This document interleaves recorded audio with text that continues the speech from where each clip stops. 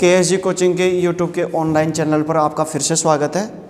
आज पार्ट 21 में हम मारवाड़ महाराजा सुमेर सिंह का अध्ययन करेंगे। महाराजा सुमेर सिंह का कार्यकाल जो है वो 1911 से लेके और 1918 रहा था। 1911 से 1918 तक। इससे पहले हमने देखा पार्ट 20 में हमने देखा इनके पिता महाराजा सरदार सिंह, ठीक है। तो ये 16 वर्ष की आयु में 13 वर्ष की आयु में राजा बने। इनके पिता भी कितने आयु में बने थे? 16 वर्ष। और ये कितने में बन गए? 13 वर्ष।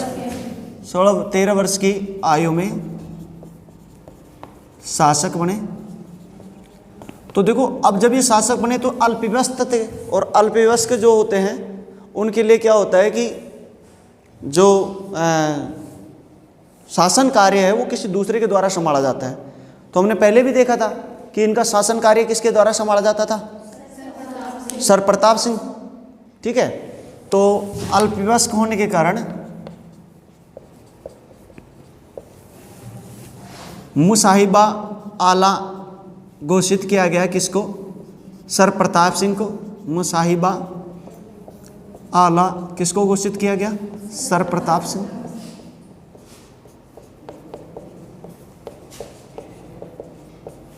और इसके नेतृत्व में रीजेंसी काउंसिल गठित कर देगी। रीजेंसी काउंसिल का गठन, इसमें 4-5 आदमी होते थे जो पूरा राजकार्य चलाएंगे, और ये बच्चा आराम से अपना काम कर सकता है। उस टाइम बच्चा ही था, पढ़ाई कर रहा था, तो उसको अध्ययन के लिए इंग्लैंड भेज देते हैं। तो ये 1911 में कहाँ चले जाते हैं? इंग्लैंड अध्ययन के लिए चले गए। क्योंकि उस ज़माने में जो ये होते थे बड़ी बड़ी यूनिवर्सिटियों में अध्ययन के लिए जाते थे, वहाँ ये लोग अध्ययन किया करते थे। राजा महाराजाओं की क्या कमी रहती थी? पैसे की हमारे से कर ले ही लिया करते थे ये लोग। तो इन्हें इंग्लैंड भेज दिया जाता है। उसी समय एक महत्वपूर्ण घटना घटित होती है 1914 में। आपको याद भी होगा क्या घटित हुआ था, बताओ? प्रथम विश्व युद्ध घटित हुआ था, ठीक है। तो इससे पहले 1912 में चीफ कोर्ट की स्थापना की जाती है जोधपुर में। जोधपुर में चीफ कोर्ट यानी मुख्य न्यायालय, यानी जहाँ पे तमाम प्रकार के जो न्यायालय थे, छोटे मोटे पंचायती न्यायालय हो गया, जातीय न्यायालय हो गया, तो उसके खिलाफ यहाँ शिकायत की जा सकती थी। चीफ कोर्ट की स्थापना सबसे पहले कब हुई थी? 1912। किसने गठित किया था?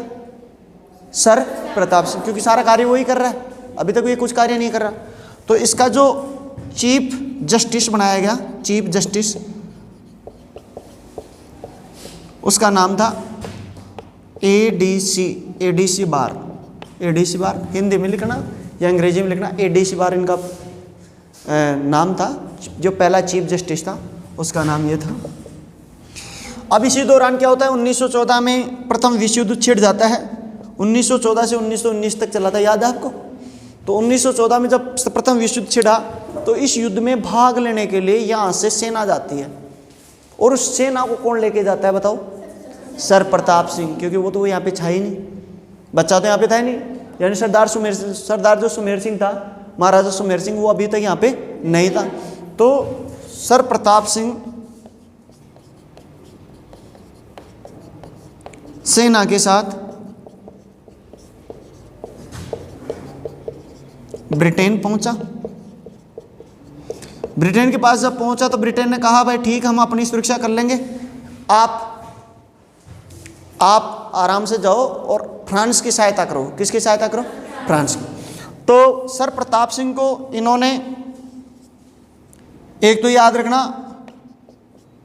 ऑनरेरी लेफ्टिनेंट की पद दिया था। लेफ्टिनेंट जो सेना होती है, सेना में कई पद होते हैं, फिजले, मेब्रिकले, मैकेले, फी फील्ड मास्टर, जय जनरल, ले लेफ्टिनेंट जनरल, फी जय ले मेजर जनरल, ब्री ब्रिगेडियर, कै कर्नल, मेब्रिकले ले लेफ्टिनेंट कर्नल, फिजले, मेब्रिकले, मैकेले। समझे? इस प्रकार एक पोस्ट का क्रम होता है इनमें। तो ऊपर से नीचे तो इनको लेफ्टिनेंट का पद दिया, ठीक। और ये फ्रांस की तरफ से युद्ध में लड़े। किसकी तरफ से लड़े? फ्रांस की। और फ्रांस की तरफ से जब लड़े तो फ्रांस के प्रेसिडेंट का मतलब समझते हो,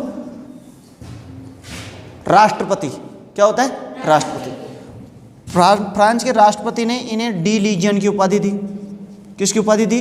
डी लीजियन की उपाधि दी, रट लेना भाई, डी लीजियन।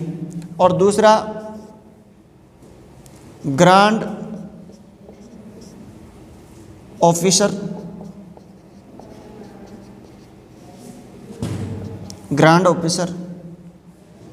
इसकी पदवी दी थी इसको, पदवी या उपाधि जिसे अपन कहते हैं। इन्होंने दो उसमें मित्र राष्ट्रों में दो राजाओं की सहायता की थी, दो देशों की सहायता की थी, एक तो फ्रांस की और एक मिस्र की। और ये दोनों ब्रिटेन के सहयोगी राष्ट्र थे। जो विश्व युद्ध हुआ था वो किसी एक देश के बीच नहीं होता, पूरा जो विश्व था उसके दो टुकड़े हो गए थे। एक तरफ तो ब्रिटेन और उसके समर्थक देश, और दूसरी तरफ ब्रिटेन के विरोधी देश। तो ब्रिटेन के समर्थक देश फ्रांस, मिस्र, ये सभी इसके समर्थक देश थे। ठीक है, तो इन्होंने फ्रांस की और मिस्र की दो जगह सहायता की थी। गुरु जी ब्रिटेन की कर ले, तो ब्रिटेन के ऊपर कोई ज़्यादा समस्या नहीं थी। ब्रिटेन जो था, तो ब्रिटेन के ऊपर उनके पास खुद के पास अच्छी प्रॉपर सेना थी और उसके पास कोई ज़्यादा हमला नहीं हो रहा था, क्योंकि वो एक समुद्री क्षेत्र में पड़ता था, यहाँ पे अलग ही। ठीक है, तो उसके ऊपर कोई ज़्यादा हमला वगैरह नहीं हुआ था, तो इसलिए उसको ज़्यादा ज़रूरत नहीं थी। और एक दूसरा इसने की मिस्र की। तो मिस्र में उस ज़माने में राजा हुआ करता था। कौन राजा? कौन होता था शासक? राजा। तो मिस्र के राजा ने भी इन्हें उपाधि दी।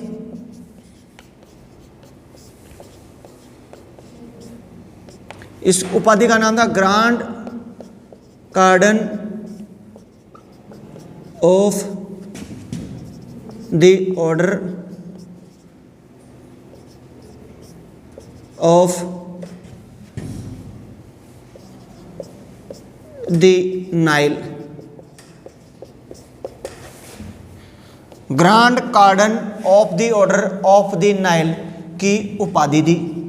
तो ये तीन उपाधियां इसको मिली थी। किसको? सर प्रताप सिंह को। बाद में ये जो छोरा था, कौन? सरदार सुमेर सिंह। तो सुमेर सिंह भी अपनी सेना लेके चला जाता है, वही उसकी सेना वो वहीं पे तो थी, तो वो भी चला जाता है। तो मिस्र के राजा ने सुमेर सिंह को भी यही उपाधि दी थी। सुमेर सिंह को कौन सी? Grand cordon of the order of the Nile, इसकी उपाधि इसी को भी दी थी, दोनों को दी थी, ये याद रखना। सर प्रताप सिंह को भी दी थी और किसको दी थी? और इनको भी ऑनरेरी लेफ्टिनेंट, और इनको भी किसका पद मिला था? Honorary lieutenant.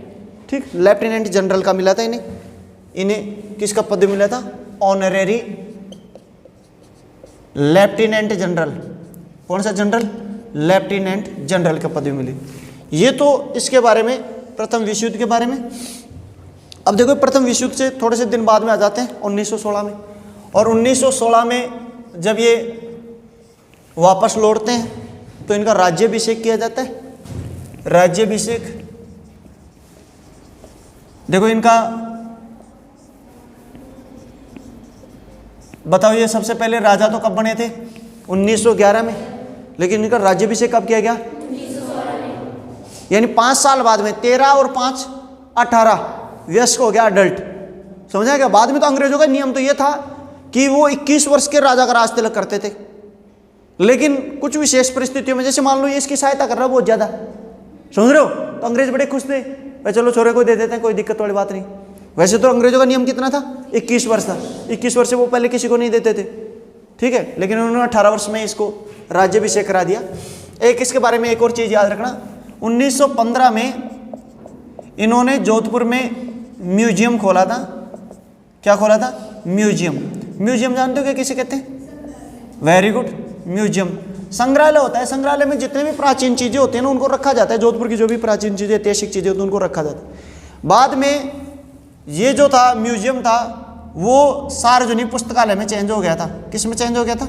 सार्वजनिक पुस्तकालय में। तो इसको याद रखना, बाद में इसको सार्वजनिक पुस्तकालय में परिवर्तित कर दिया गया। ये सब चीजें याद रखना।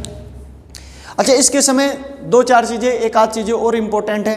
जैसे इन्होंने एक ये याद रखना, इन्होंने Sumer camel core, Sumer camel core का गठन किया। कैमल का मतलब समझते हो, ऊंटों, ऊंटों की सेना का गठन किया, ये याद रखना। और इसके समय ये तुम्हारे जोधपुर से लाडनू, जोधपुर से लाडनू टेलीफोन लाइनें बिछी। अब देखो लाडनू तो तुमने सुना होगा ना, अरे लाडनू से विधायक कौन है? मुकेश वाकर। अपने जो मनीष यादव है ना, मनीष यादव और मुकेश वाकर चुनाव लड़े थे दोनों। एबीवीपी से मनीष यादव था अपने जो सापरा से, और वहां से निर्दलीय कौन था? मुकेश वाकर। तो मुकेश वाकर को हरा दिया था इन्होंने, और फिर ये यहाँ से चुनाव लड़े कांग्रेस से, सापरा से, और वो लाडनू से लड़े। तो वो जो हारा हुआ था वो तो बन गया विधायक, और ये चुनाव हार गए थे। ठीक है, तो दोनों 7 साल लड़े हुए थे। तो लाडनू वही है, लाडनू। लाडनू कहाँ पड़ता है? नागौर। ठीक। और 1918 में उनकी मृत्यु हो जाती है। अब उनकी मृत्यु जब हुई तो उनके ना तो बेटा था, कोई पुत्र भी नहीं था, तो उनकी मृत्यु बीच में हो गई। तो आप इसका स्क्रीनशॉट ले लो, फिर आगे देखते हैं। ये रखना सुमेर पुस्तकालय, सुमेर पब्लिक लाइब्रेरी, सुमेर इसके नाम पे, खुद के नाम पे याद रखना। और 1916 में लॉर्ड हार्डिंग आए थे। लॉर्ड हार्डिंग, अभी आपने पूछा भी था भाई हार्डिंग क्यों आया था, जो प्रोग्राम में आके और उसको पूर्ण अधिकार दिया था। लॉर्ड हार्डिंग आके और इनको पूर्ण अधिकार दिया था। और 1918 में इनकी किस वर्ष की आयु में मृत्यु होगी? इन्फ्लुएंजा से। किससे मृत्यु हो गई थी? इन्फ्लुएंजा से इनकी मृत्यु हो गई। ठीक है, लॉर्ड हार्डिंग ने आके इनको समस्त अधिकार दिए थे। तो ये अगला नेक्स्ट वीडियो में देख लेंगे। बोलिए आज के आनंद की, बोलिए मातेश्वरी सरस्वती मैया की, बोलिए तीनों लोक के देवी देवता की। ले लो आप इसका स्क्रीनशॉट ले लो।